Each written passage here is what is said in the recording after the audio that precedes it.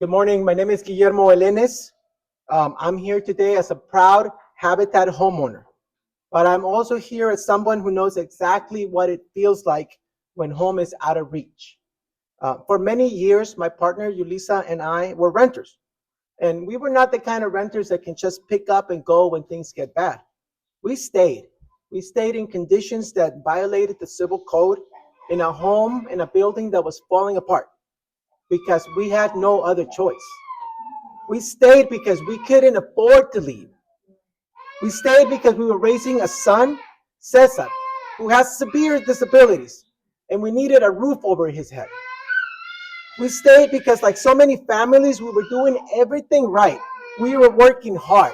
We were paying our rent on time, and we still had no control over the place we called home.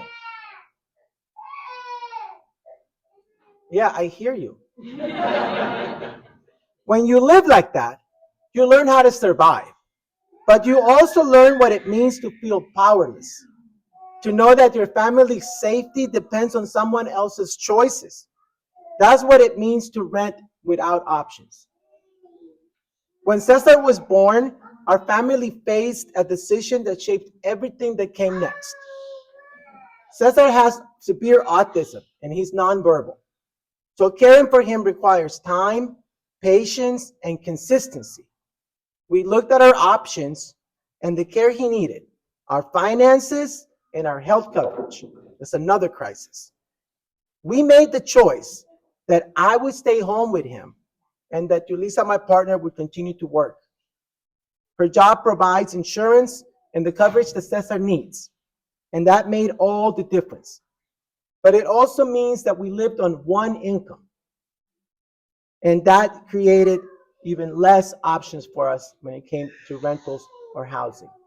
Buying a home was completely a dream.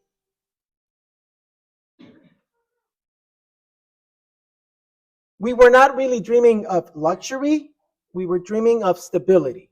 We wanted safety, we wanted control.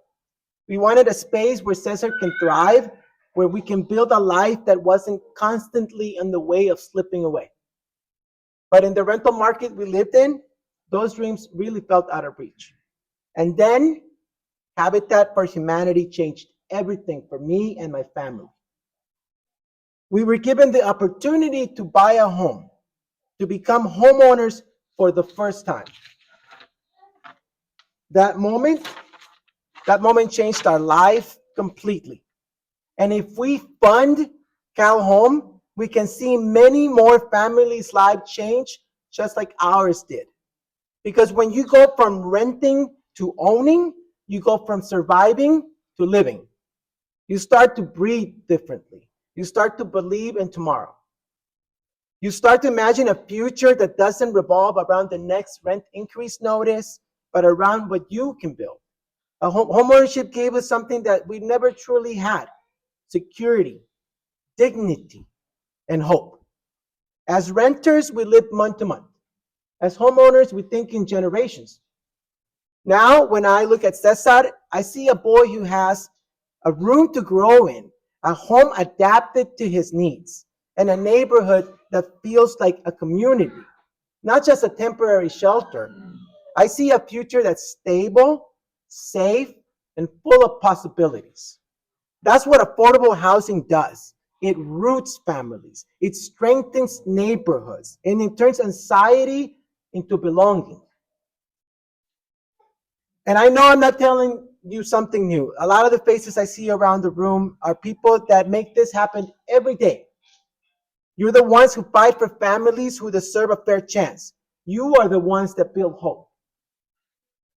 But we all know this truth. There aren't enough homes like mine. There aren't enough opportunities for families to cross that line from renting to owning. The supply is shrinking, the cost is rising, and too many families are still trapped, just like we were. That's why CalHome matters so deeply. CalHome isn't just a funding mechanism, it's a lifeline. It's one of the few programs that helps nonprofits like Habitat build affordable home ownership. It empowers families to become homeowners, safely, sustainably, and with dignity. When CalHome is funded, you have the resource to do what you do best. You build stability, you build equity, you build a community. When CalHome is cut or underfunded, those doors close, and families like mine are left waiting on the other side.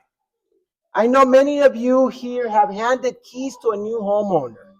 You've seen that moment. You've seen that moment, the tears, laughter, the disbelief of seeing something that you thought would never happen. That moment is what CalHome funds. That moment is what CalHome makes possible. And that moment is something we need to fight for. Because this isn't just about bricks and lumber. It's about legacy. It's about justice. It's about saying to families like mine, you belong. You deserve this. So here's my call to action. Raise your voices for CalHome. Advocate for full funding. Tell our stories. Show our legislator what's at stake. Don't show them a spreadsheet. Show them the lives they're changing. Because with every home you build, every family you help, every partnership you strengthen, it all depends on programs like CalHome continuing to exist and to grow. Yulisa and I say this very often, and I'll say it again. We don't want to be the last ones. We don't want to be the last family that got the chance to own an affordable home. We want thousands more families to follow us. We want families who can look around their neighborhood and say, we belong here.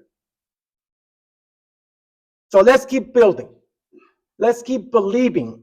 Let's make sure that we are not the last ones. And let's make sure that CalHome continues to open doors wide enough for every family who really wants to walk through it. Because in California, home should not be a dream you rent. It should be a future that you own. Thank you for your time.